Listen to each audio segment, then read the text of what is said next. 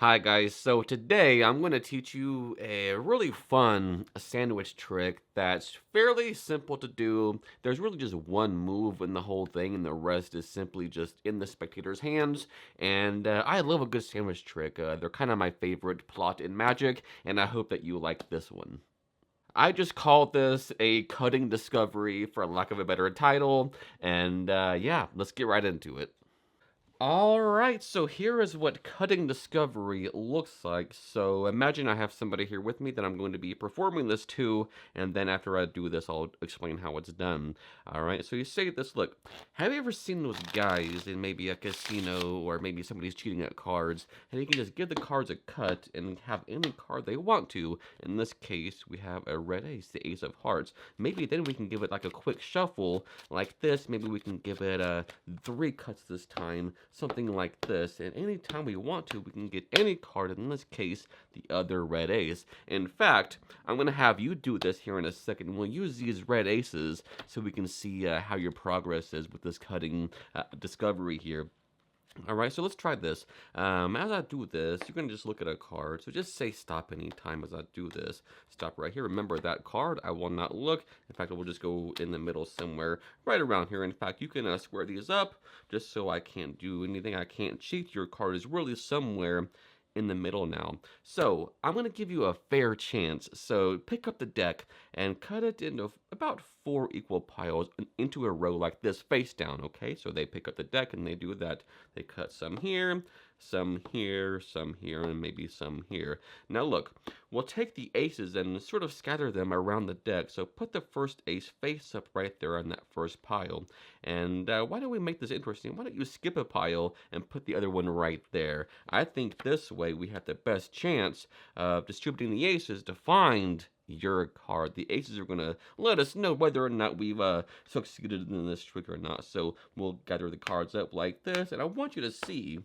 Let's just take a quick count of how many cards are actually in between the aces. We can sort of guesstimate about, I'd say, about maybe 30 cards or so, wouldn't you say?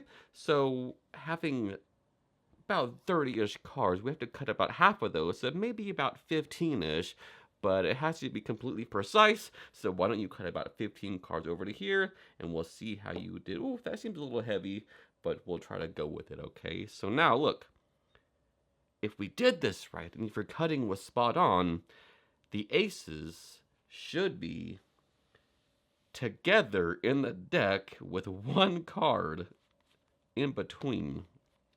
Let's take a look at how you did. What was your card? The 7 of spades? I guess you did pretty good. Okay, so for this, there's really 2 things going on here. Presentation being pretty much number 1 with the whole cutting discovery and the precise cutting. I think that really adds to the sandwich trick. But there's really just 2 moves, which is just a card control and a spread call. All right, so first of all, you can do the opening part if you want to, where you actually cut to the 2 aces. They're just on top here, and you do just a false shuffle, keeping those on top. And then you do the Bobby Bernard cut to produce one of the aces. Say, have you ever seen those guys who can just cut to any card anytime? Boom, there it is.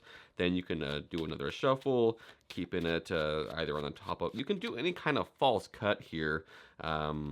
To produce 2 aces, right? And you say, look, we'll use these aces here in a moment. We're going to see how your cutting precision is, right? Blah, blah, blah. So now you just have them select a card and control it to the top of the deck.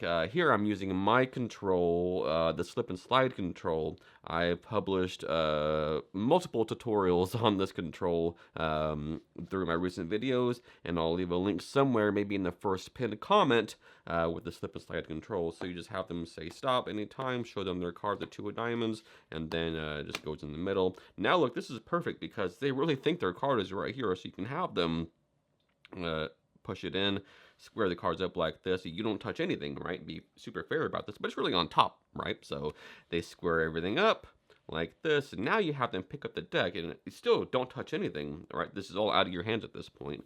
So they pick up the deck and have them cut, about a quarter here, like this, another quarter there, about 4 equal piles, you tell them, right? Just like this. So now, that first pile they cut is the top card is their card, right? So now you want to have them put a face-up ace on that, have them skip a pile, and put it on here.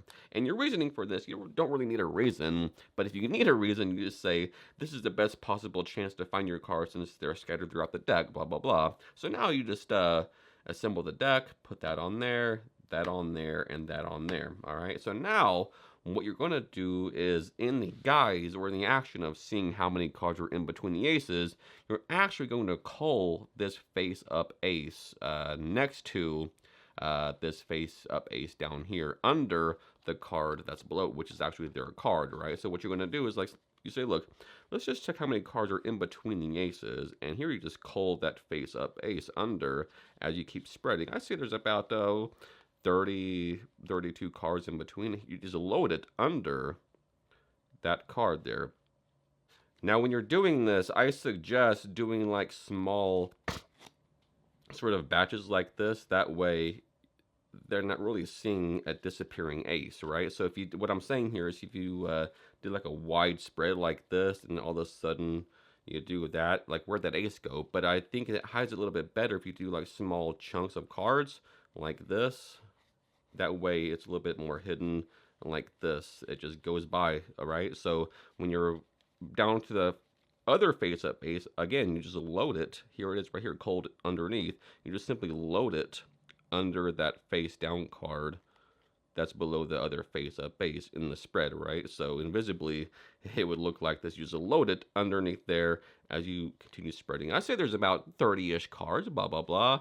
Now you just make up some BS, bogus math. So that's about 30-ish cards, so we need about half of those. So maybe about 15 cards over to here. I think you got to be precise for this to work, blah, blah, blah. So they do that. They cut about 15 cards like this, and they complete the cut.